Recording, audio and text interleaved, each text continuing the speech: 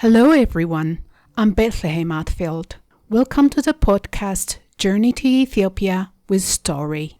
Today I'll read an excerpt from my latest translated book, The Lost Spell, originally written in Amharic as Kubur Dengai by Yisamaka Wergu. The Lost Spell will be released by the publisher Henningham Family Press this summer. Pre-order is available at Amazon and Waterstones. For the last few days, the storm of rumor blowing from one edge of town to the other made me forget that I was a dog. The Prime Minister was buried. The public broke their musical fast. Several nightclubs which were closed while playing music during the mourning period were closed down. After the funeral, they paid the regular bribe and reopened. Now, they blast music from different regions of the country and urge their clients to dance along. From Gondar neck dance, which remind one of a busy spy, to the circular shuffle of the Tigray, the shivers of the Gojam that brings to mind a malaria patient, to the skipping of the Oromo, which looks like a horse trotting, all were at display. This looks like evidence of the ethnic politics that the deceased Prime Minister promoted. Those who have missed drinking during the mourning period were busy at it. The way they hold the massive tumblers make them look like they were about to wash themselves rather than drink. Asa is awakening from her slumber. The city is getting its vibe back. Prostitutes from the Bermuda neighborhood are getting back to work. They were unable to work for some time now, as if the Prime Minister's death has emasculated the men. That has passed now. The men are invading Bermuda once more. I couldn't leave our sub-city. If I were a human, I would have been spoiled for entertainment. People's lifestyles are not quite conventional here.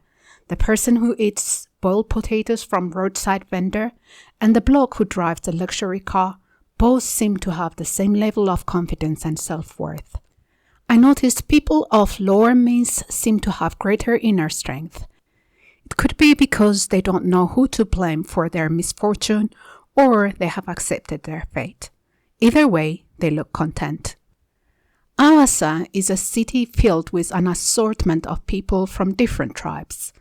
Their society does not have a common psychology, so individual beliefs seem more prominent. From what I could tell, life here is expensive. As a city of entertainment and resorts, there are a variety of restaurants and hotels for visitors who flood the city during the weekends. However, low-income earners would struggle to make ends meet here. I frequented the lake shore in the mornings. They sell fried fish and fish soup there. People, hogs, and dogs all scramble for food there. Hence the area gained its name Hawks Valley. The hooded vulture promptly arrives, soaring like an airplane. It picks up its prey and leaves. People enjoy their fill of fish dishes, loosening their belt at times to make more room, leaving fish carcasses along the lake shore. Had the hooded vulture not efficiently stuffed their red pouches with carcasses, the lake shore would have resembled a killing field. Dogs, including myself, also take part in clearing the leftover carcasses. The comfort of readily available food is one of the reasons I couldn't leave the city. I also come to this place in the evenings. I have become addicted to eavesdropping on lovers walking by the lake shore. Picking up romantic confessions in broken Amharic has become my hobby. These assignations remind me of my wife. Early memories of our romantic days come to mind. I can still hear her unfading voice in my ears. I recall her gaze upon my own. I wonder if she has forgotten me.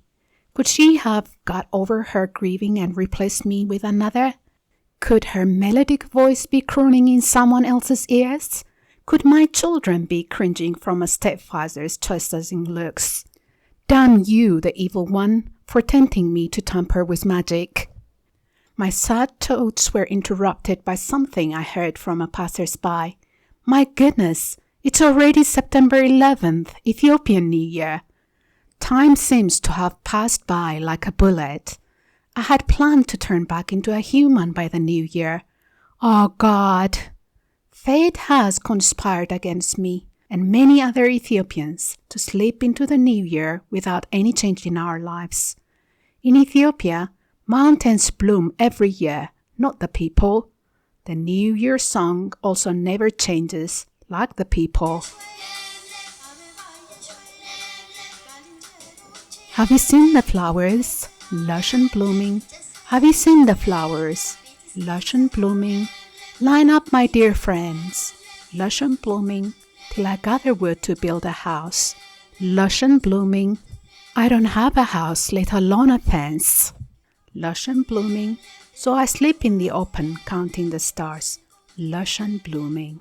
I see the little girls beating up their drums to accompany their soft singing. I just noticed the verses to this New Year song for the first time. Line up, my friends, till I gather wood to build my house. These verses clearly portray the lives of many Ethiopians. They plan year after year, but they can't achieve anything. The nation is used to counting years at a tortoise pace. The people, from leader to follower, don't know how to appreciate the value of time.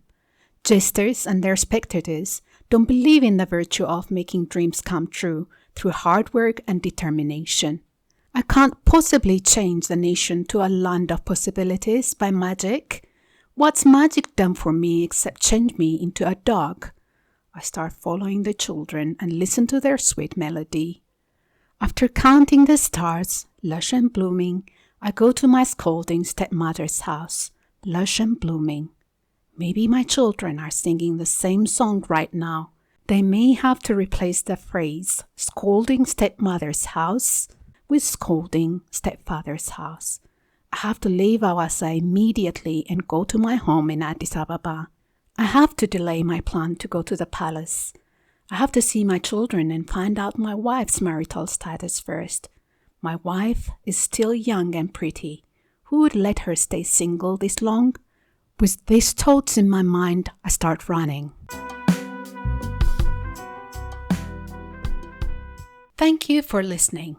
If you'd like to listen to more stories as soon as they are released, please subscribe to this channel. We would like to encourage those who are artistically inclined to send us drawings or pictures that came to your mind while listening to this story. Send us a line describing the image on journeytoethiopia@gmail.com.